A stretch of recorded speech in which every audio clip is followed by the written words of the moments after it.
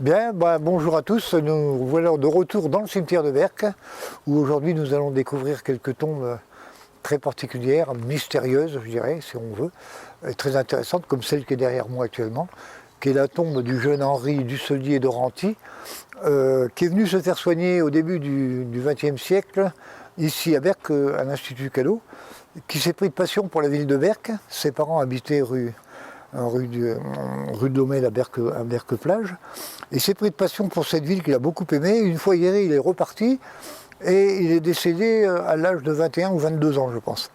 Et dans ces papiers, ses parents ont retrouvé un papier absolument extraordinaire dans lequel était marqué « Mère, je veux dormant, au bruit berceur des flots, à Berck reposer dans la paix des tombeaux ».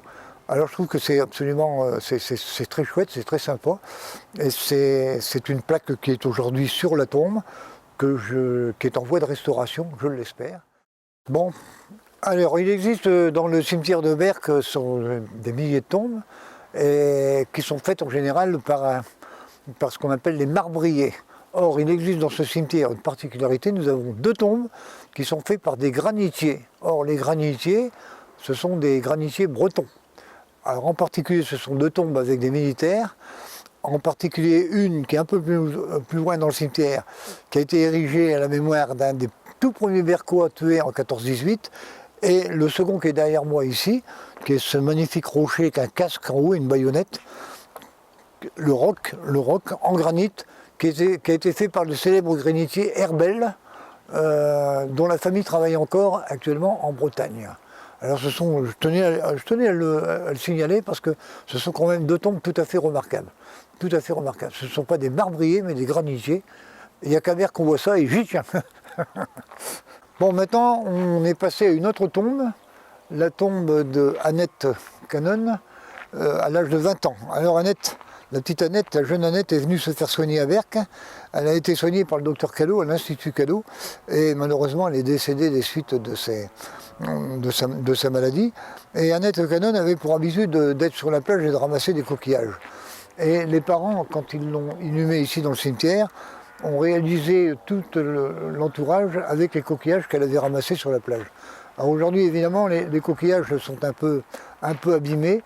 Ce serait intéressant d'en faire une restauration, moi j'y pense, si on peut.